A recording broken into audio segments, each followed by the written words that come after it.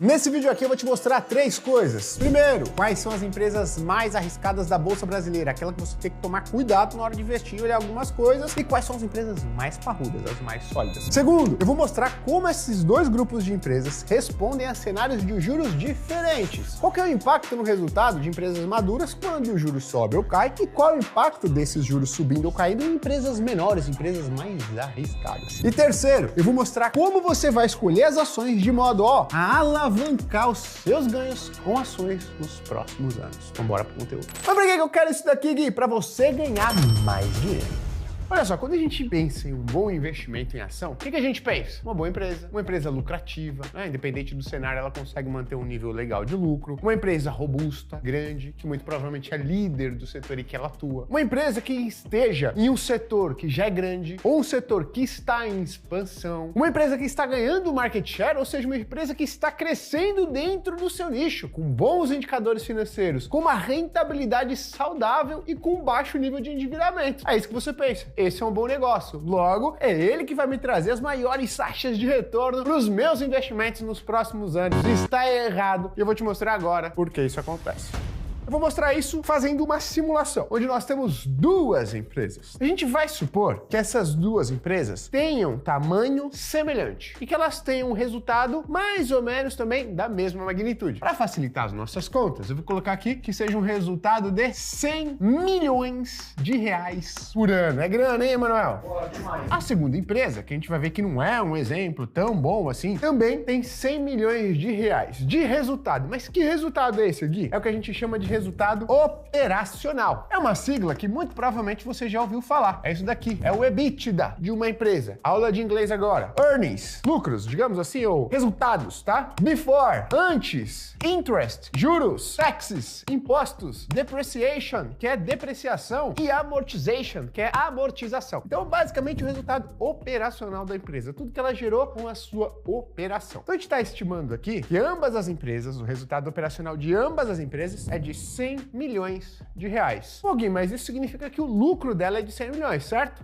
Errado. Porque pra gente falar que o lucro dela é de 100 milhões, o que a gente tem que fazer? Precisa descontar interest, então a gente precisa descontar juros, a gente precisa descontar impostos, a gente precisa descontar depreciação, a gente precisa descontar amortização. Depois de descontado todas essas quatro letrinhas aqui, a gente chega no famoso lucro líquido, que é a linha final, que é a linha que a gente quer. Pô, mas olha só a diferença. Em uma empresa redondinha, consistente, com indicadores financeiros saudáveis, ela tem um baixo nível de endividamento. Considerando a Bolsa Brasileira, a gente vai estimar aqui o nível de dívida que ela tem, o tamanho da dívida, seja igual ao nível do EBITDA, 100 milhões. No caso de empresas que no Brasil são consideradas mais endividadas ou que são consideradas alavancadas, tem um nível de dívida muito alto, isso daqui pode chegar a 3, 4, 5 vezes o tamanho do EBITDA, dependendo de cada setor que a gente está falando. Nesse nosso exemplo aqui, a gente vai usar, né, a gente vai simular uma empresa que tem uma dívida de 5 vezes o tamanho do seu EBITDA, que é coisa pra caramba. Ah, uma outra coisa, ó, esse EBITDA aqui pode ser conhecido também por essa sigla aqui, ó, vai ficar feio demais, né? LAGIDA, que é lucro antes de juros, impostos, depreciação e amortização, tá? É muito mais bonito você falar EBITDA, então fale EBITDA. Ok, mas o que é a dívida? Ela impacta o resultado, o lucro líquido de uma empresa, meu? Não entendo. Você paga dinheiro, você quer financiar um apartamento, você vai pagar o quê? Juros. Toda dívida custa juro, custa dinheiro. Nesse caso, Selic em 15%, a gente vai ser conservador aqui e estimar essa dívida para ambas as empresas custem 15% ao ano. Então a gente vai fazer uma continha aqui para chegar o quê? No lucro líquido de ambas as empresas. Primeira linha, o que a gente vai ter? A gente vai ter o EBITDA, 100 milhões, tanto para a empresa 1 quanto para a empresa 2. Depois, a gente vai descontar uma coisa, que é a coisa mais relevante nos dias de hoje. Juros! Como é que a gente desconta, Gui, os juros no resultado final de uma empresa? A gente vai pegar o quanto que ela deve, que é 100 milhões, vou colocar em vermelho, que é negativo, vezes a taxa de juros, que é 15%. Então, de juros, a empresa 1, que é a nossa empresa robusta, ela vai pagar 15 milhões em um ano. Ou seja, o lucro líquido dela, depois de um ano, é de 100 milhões, que é o EBITDA, menos 15 vai dar 85 milhões. E a segunda empresa, olha só quanto ela vai pagar de juros. Ela vai pagar 500, né? 500 milhões, que é o tamanho da dívida dela, vezes a taxa de juros, que é de 15%. Ela vai pagar de juros aqui, ó, bicho, 75 milhões de reais. Ou seja, o lucro líquido dessa empresa aqui, ele é de 25 milhões. Olha só a diferença. diferença. Então o lucro líquido da empresa 1 é de 85 milhões e o lucro líquido da 2 é 25 milhões. Como é que você quer me dizer que a empresa que é redondinha, que tem lá 85 milhões de resultado, vai me trazer um resultado menor do que essa empresa aqui? Tá mega endividada, tá mega alavancada, em um cenário em que os juros está muito alto?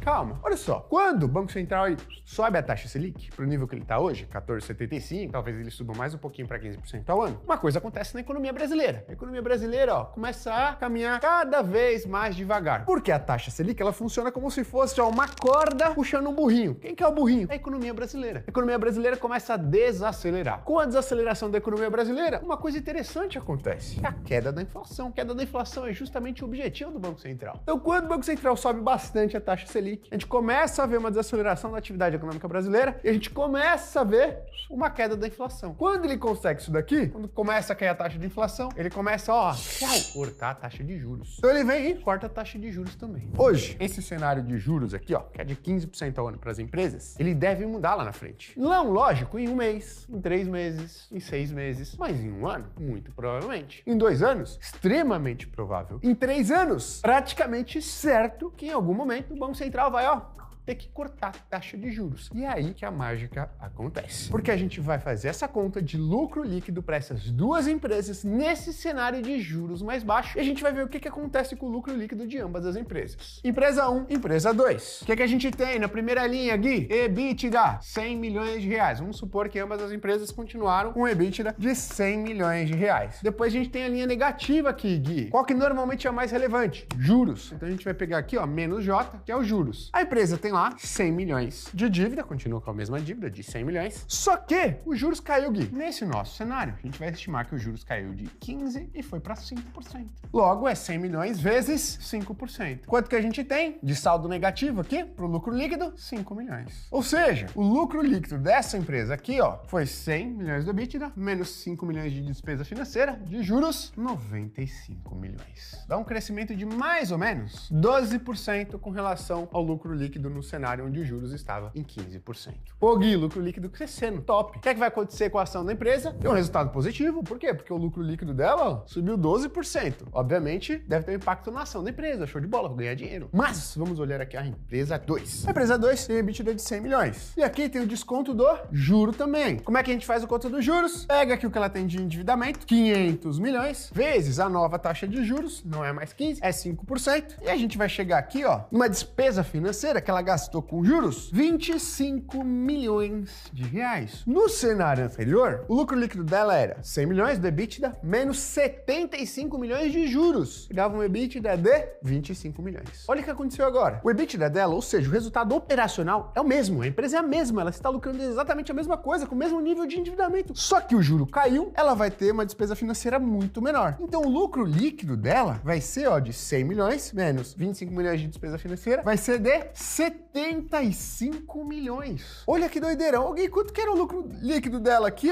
no anterior? 25 milhões. Sabe o que isso significa? Que a empresa número 2 teve um crescimento de lucro não de 12%, não de 30%, não de 50%, não de 100%, mas sim de 200%.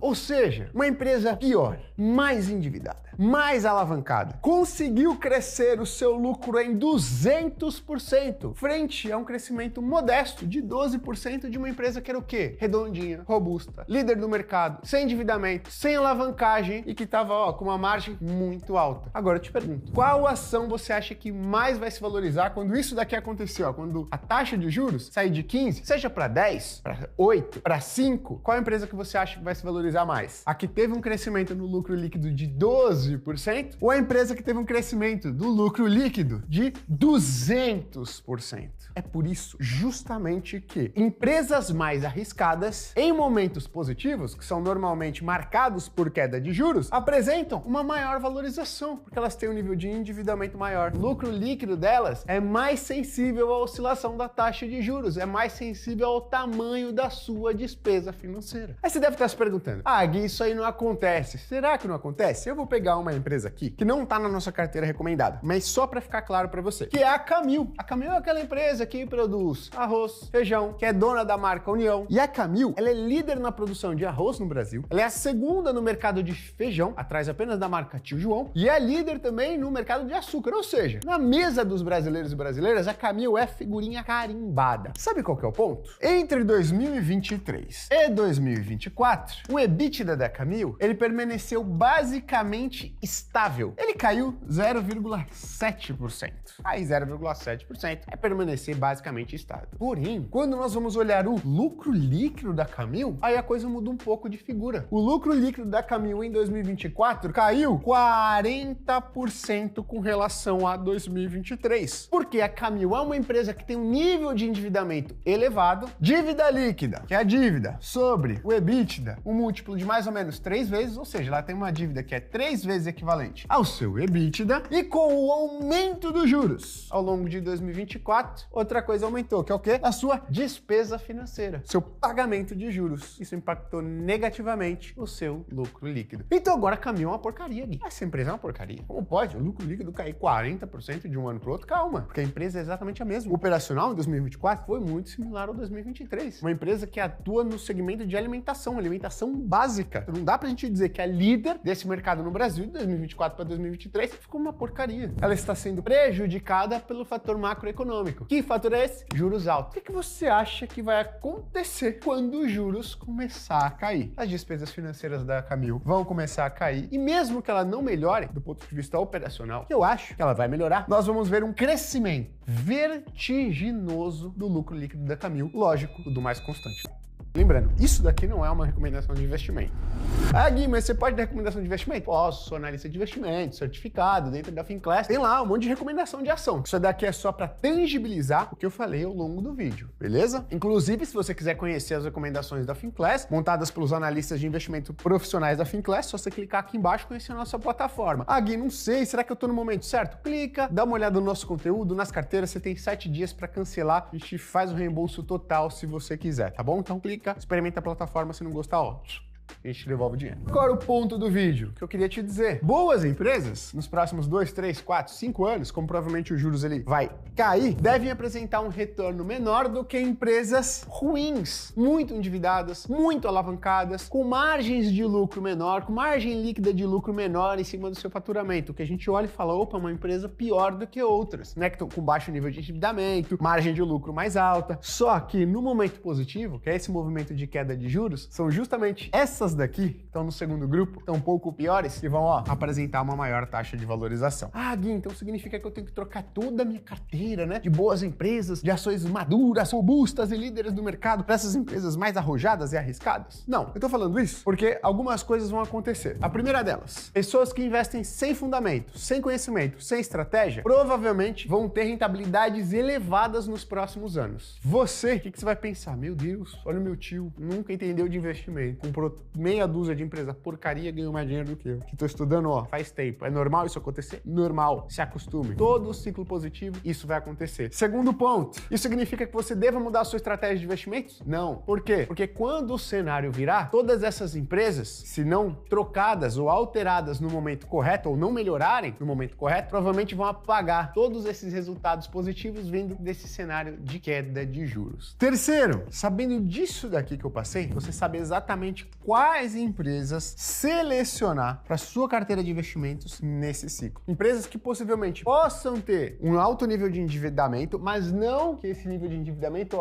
as estejam sufocando. Aí você deve estar pensando o seguinte, que é isso, Gui? Pô, a empresa endividada é ruim. Não, nem sempre. Existe nível de endividamento saudável, existe momento de se endividar, que uma empresa se endivida em uma natureza saudável, e que isso vai fazer com que os resultados dela cresçam e não sejam totalmente drenados. Então, com com essa informação em mãos, você vai conseguir olhar para uma empresa, para o seu resultado e falar, nossa, que lucro líquido baixo. Mas espera lá, será que isso daqui vem do EBITDA, que é de fato o operacional da empresa, ou será que ele vem aqui, ó, de juros muito alto? Se estiver vindo de juros, né, de despesa com juros muito alto, pode ser uma oportunidade para você ter na carteira, porque em um eventual cenário de corte de juros, essa despesa com juros aqui, ó, cai e o seu lucro líquido pode subir bastante sem que a empresa apresente uma melhora do seu operacional, como a gente viu no nosso exemplo. Gui, então beleza, então eu vou pegar todo o meu dinheiro, vender todas as empresas grandes, maduras, líderes do mercado que eu tenho e colocar tudo nessas pequenas, certo? Não, errado. Você precisa ter uma carteira diversificada. Obviamente, uma boa parte da sua carteira devem estar em empresas mais maduras, que vão se beneficiar, mas nem tanto dessa queda de juros. Porém, eu acho que nesse momento nós podemos aproveitar e ter uma exposição nessas empresas aqui, ó, um pouco mais arriscadas, porque são essas empresas que vão trazer um resultado muito bom para sua carteira de ações. Espero que você tenha gostado. Até a próxima. Tchau, tchau.